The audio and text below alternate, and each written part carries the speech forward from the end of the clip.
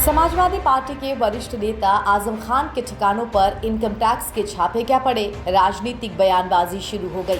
वैसे ये छापे भी कोई छोटे मोटे नहीं हैं। इनकम टैक्स और ईडी ने एक साथ आजम के 6 ठिकानों रामपुर, लखनऊ, मेरठ, गाजियाबाद, सहारनपुर और सीतापुर में छापेमारी की है। साथ ही मध्य प्रदेश में भी आजम के कई ठिकानों पर सुबह से ही इनकम टैक्स की टीम पहुंची हुई है। अब सपा प्रमुख अखिलेश यादव ने इस बात पर ट्वीट करते हुए बीजेपी सरकार को घेरा है। अखिलेश ने लिखा है, सरकार जितनी कमजोर होगी, विपक्ष पर छापे उतने ही बढ़ते जाएंगे। अपने ट्वीट में इन शब्दों के साथ अखिलेश ने सीधे तौर पर सरकार पर सवाल उठाए हैं। जिस तरह से सपा के वरिष्ठ नेता आजम खान के घर पर सुबह से छापेमारी चल रही है, साथ ही आजम खान के कई करीबी रिश्तेदारों और दोस्तों के घरों और दफ्तरों में भी ईडी और इनकम टैक्स की छापेमारी चल रही है, उससे अब राजनीतिक बयानबाजी तेज हो चुकी है।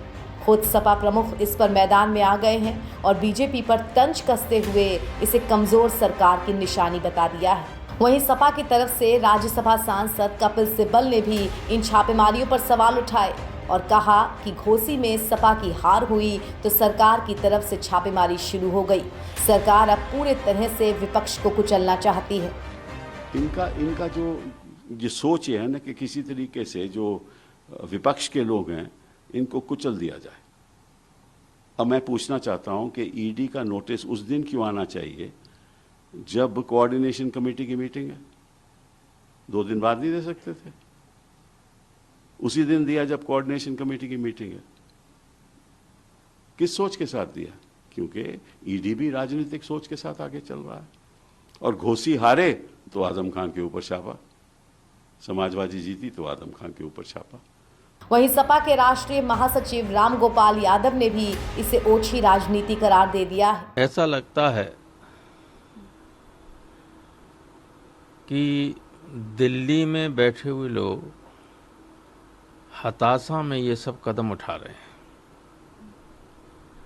मोहम्मद आजम खान के खिलाफ उत्तर प्रदेश सरकार के इशारे पर पहले ही सैकड़ों मुकदमे कायम किए गए, फर्जी मुकदमे कायम किए गए और एक केस में जिसमें उसकी सज़ा हुई थी उसमें स्वयं एफआईआर करने वाले एडीएम ने कोर्ट में ये बयान दिया था कि मुझे कलेक्टर ने ज़बरदस्ती मुकदमा लिखवाया था। जहाँ तक इनकम टैक्स के रेट का सवाल है, मैं नहीं समझता हूँ कि आजम जैसे ईमानदार व्यक्ति के यहाँ इस तरह की कार्रवाई होनी चाहिए। बता दें कि सपा नेता आजम खान का अल जौहर ट्रस्ट काफ़ी पहले से ही जांच एजेंसियों की रडार पर है। सुबह से रामपुर में आईटी की बड़ी टीम सर्च में जुटी हुई है। इसी यूनिवर्सिटी को मौलाना मोहम्मद अली जौहर ट्रस्ट चलाता है। आरोप है कि आजम खान ने जौहर यूनिवर्सिटी को बनाने के लिए तमाम ज़मीन अधिग्रहण की थी। हाल ही में हुए घोसी चुनाव के नतीजों के बाद भी राजनीतिक समीकरण काफ़ी हद तक बदले हैं। बीजेपी और सपा दोनों ने ही घोसी उपचुनाव के लिए पूरा जोर लगा दिया था।